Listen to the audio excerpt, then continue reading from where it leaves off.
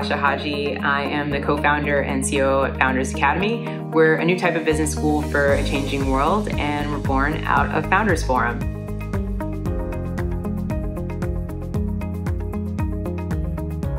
So one secret about myself that not a lot of people know is that as a kid, I actually attended a summer program called the Center for Mathematics, Science, and Technology, and it was sponsored by NASA and the NSA. And so I was a total nerd as a kid. I ended up studying computer science at university, and this place was just full of other people like myself every summer, just getting together and having fun around math.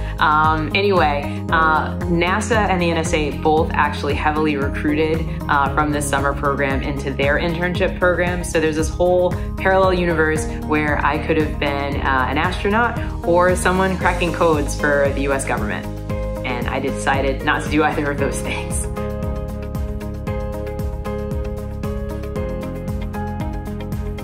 So I became a COO at Founders Academy, and how did I get to become a COO at Founders Academy? I think there's two things that helped me get here.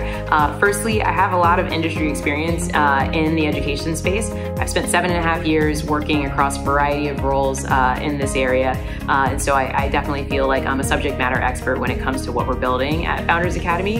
And I would say the second thing that I bring to the role that has prepared me is the diversity of functional areas that I've worked in prior to becoming a COO.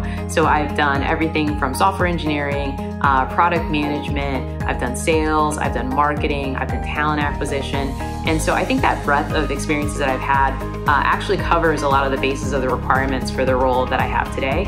And it's made it pretty easy for me to slot in to this role and feel comfortable with what we need to get done.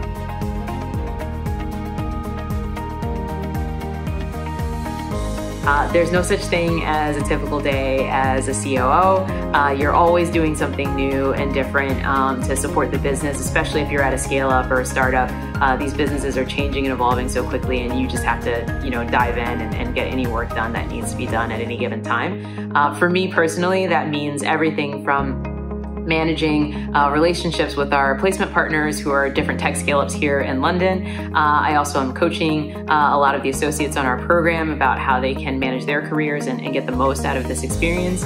I also manage our internal systems, so setting up automations to help all of our processes flow smoothly. I handle a lot of our finances as well too, making sure revenue is coming into the business. And I think the most important role that I do as COO every day is act as a sparring partner and strategic partner with my CEO and co-founder. And so I think we're just constantly focusing on what's the strategic direction for the business. And it's really important that I bring a complementary perspective to that conversation.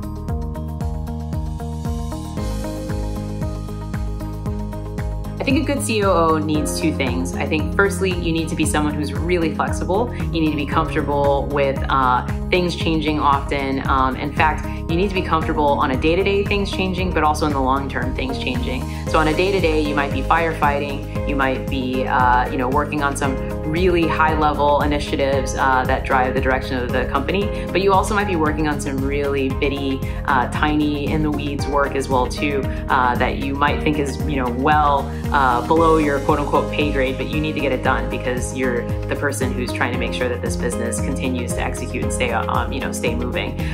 So you can't be above anything really as a startup COO. It's a lot of work. And then furthermore, you need to be flexible in the long term in the sense that ideally, if you're doing your job right, you're scaling your organization, and where you yourself were plugging gaps in the organization, you eventually put in either processes or people to fill those gaps and leadership. And so you oftentimes, if you're doing your job right as a COO, are working yourself out of your own job.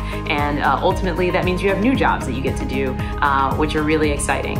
So I think flexibility is really key. And I think the second trait that I think is really important for a great COO is curiosity. You should be someone who's constantly reading, constantly learning about your industry, constantly learning about all the different functions that exist in the organization and how you can connect the dots between these areas, how you can hire great people for these different areas.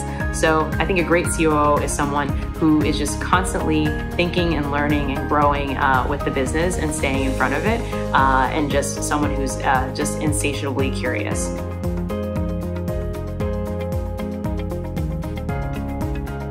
I would say aspiring COOs, if you want to get into this role, it's a really general management, generalist type of role. So I would say try to get as many experiences as you can that cover a breadth of areas, such that when you do come into the COO position, you're not surprised by anything that comes your way. So as a COO, you might have to be responsible for finance. You might have to be responsible for HR. You might have to be responsible for operations. You might have to be responsible for partnerships, business development, strategy. You know, who knows? It could be a whole host of things, technology. And so because of that, you really should be someone who is just taking on as many different opportunities and roles as much as you possibly can. And that could be in the form of secondments, that could be in the form of doing some internal moves in your company, it could be in the form of just moving externally outside of your company. But whatever it is, be comfortable moving around, learning, and be okay with occasionally taking lateral moves for the sake of you growing and learning in your position, so that you can be prepared to be a fantastic general manager and right hand to the future CEO that you plan on working with. Good luck.